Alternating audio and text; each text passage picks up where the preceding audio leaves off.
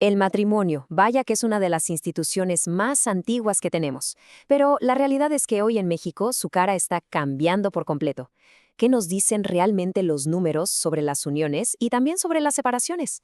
Bueno, pues vamos a meternos de lleno en los datos más recientes del INEGI para explorar las tendencias, las causas y sobre todo el perfil de quienes deciden tomar caminos separados. A ver, antes de que arranquemos de lleno, quiero que vean este número, 33.3. ¿Qué se imaginan que significa esto para los matrimonios en México hoy en día? Guárdenlo por ahí, porque al final de este análisis les prometo que va a cobrar todo el sentido del mundo. Ok, primero lo primero. Vamos a dar un paso atrás para ver la foto completa. ¿Cómo ha ido cambiando esto del divorcio en la última década? Y sobre todo, ¿es igual en todo el país o hay diferencias? Vamos a descubrirlo. Miren esta gráfica. La tendencia es, pues clarísima, ¿no? Va para arriba. En los últimos 10 años, la tasa de divorcios por cada 1.000 habitantes adultos pasó de 1.52 a 1.79. Ojo con ese bajón que se ve en 2020. ¿Qué pasó ahí? La pandemia, claro. Probablemente fue un lío hacer trámites en los juzgados, pero en cuanto se pudo, la tendencia alcista retomó su camino, y con fuerza.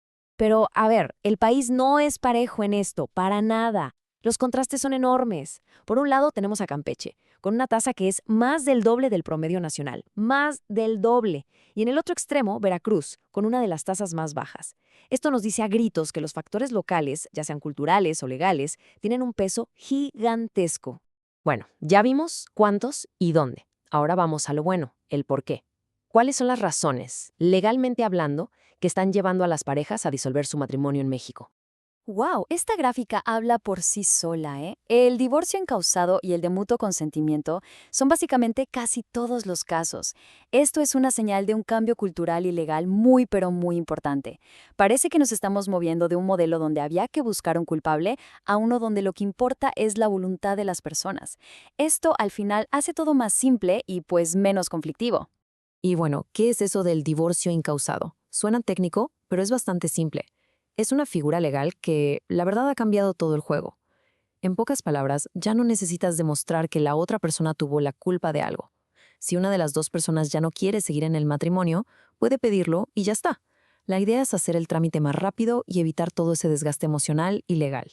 Ok, ahora vamos a tocar un tema, pues, fundamental. ¿Qué pasa cuando hay hijos en la ecuación?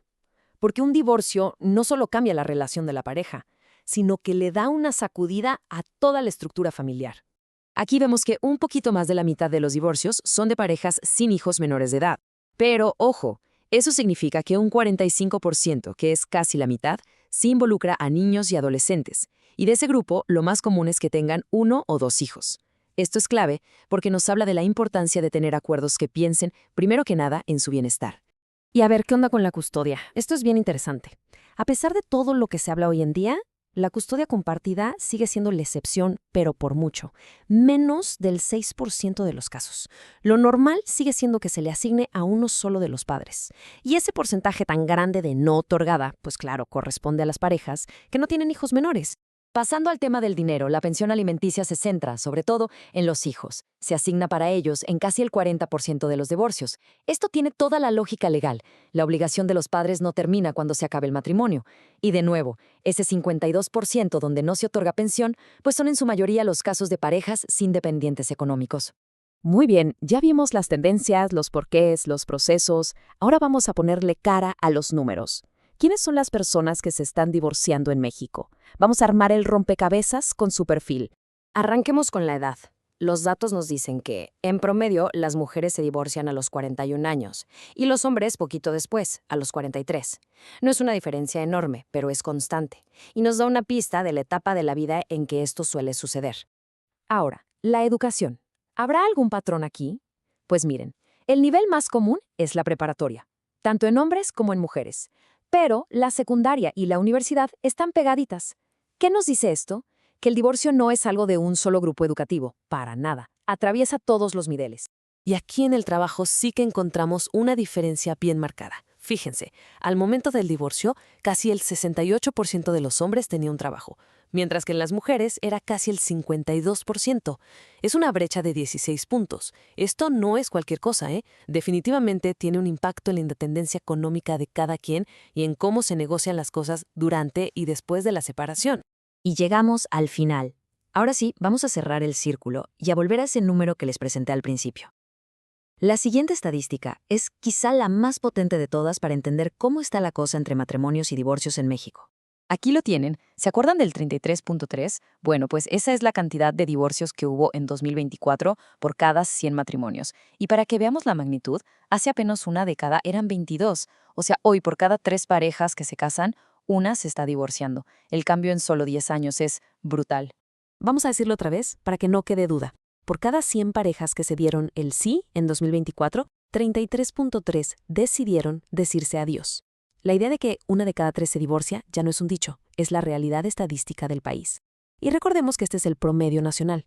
En estados como Campeche, la proporción es muchísimo más alta. Entonces, ¿qué conclusión sacamos de todo esto?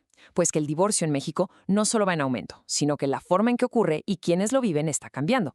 Parece que las leyes más sencillas y quizá que ya no se ve tan mal socialmente están redefiniendo las reglas del juego. Y la pregunta que nos queda flotando es, ¿estamos viendo una crisis del matrimonio como institución o simplemente está evolucionando a algo más flexible, más voluntario? Solo el tiempo y los próximos datos nos lo dirán.